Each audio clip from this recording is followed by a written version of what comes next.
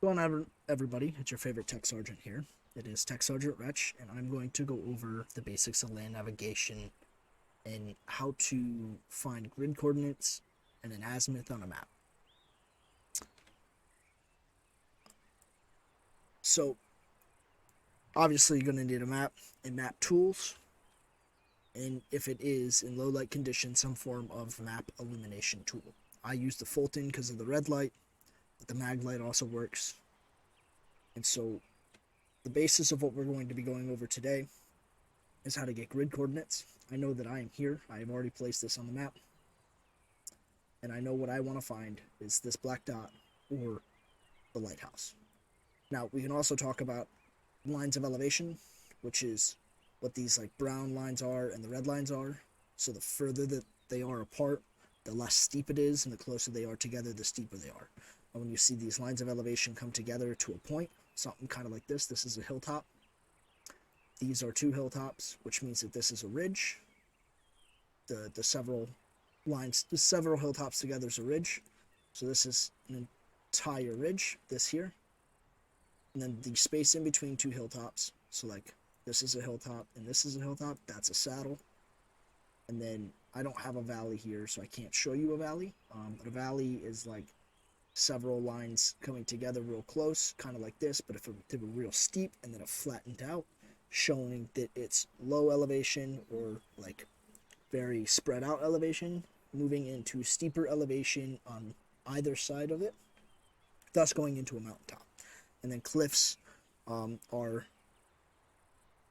very, very close together lines of elevation that go right to an edge, which would kind of be something like this, but a lot steeper. Imagine if these were really steep and then it fell, like you just fell right off the face of the map. And then the next thing is a depression, which looks like a hilltop, but you'll have the circle here, and then it'll have lines that kind of force in, kind of like a hole in the ground. Those are the basic key terrain features on a map. So now we're going to get back to finding our grid.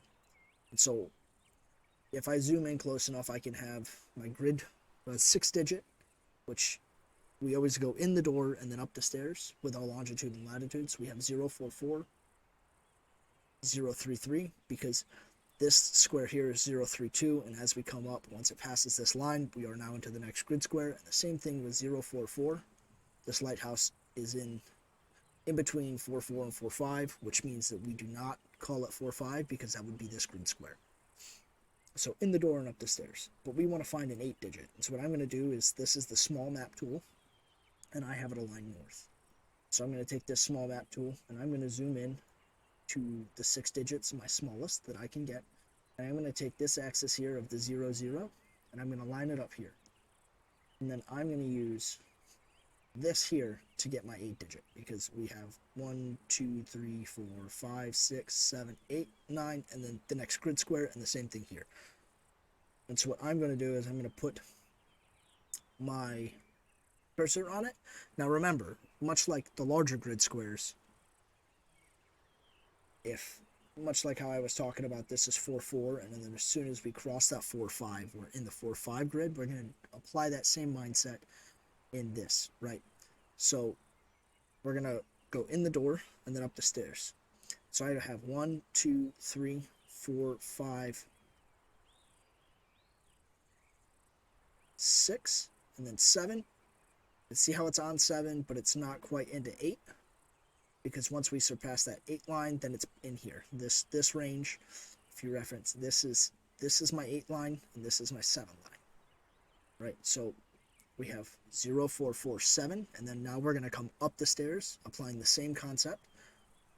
1, 2, 3, 4, 5, 6, but not, we're in between 6 and 7, but not quite past that 7 mark. So that our 8-digit grid for this lighthouse is 0, 4, 4, 7, and 0, 3, 3, 6. And now if I want to find an azimuth or a bearing, I'm going to take this here. I'm going to put this dot on my location. I'm going to alt right click, and I'm going to shift it there. Now our red line works, the compass works, and I know that this is 120, this hash is 125, 6, 7. So it's a bearing 127 from our position. So I know that if I go and look at my compass and bearing 127, that's where that lighthouse should be, that direction. That is the basics of how to use your map tools and perform basic land navigation. Thank you guys for watching. I'll see you in the next one.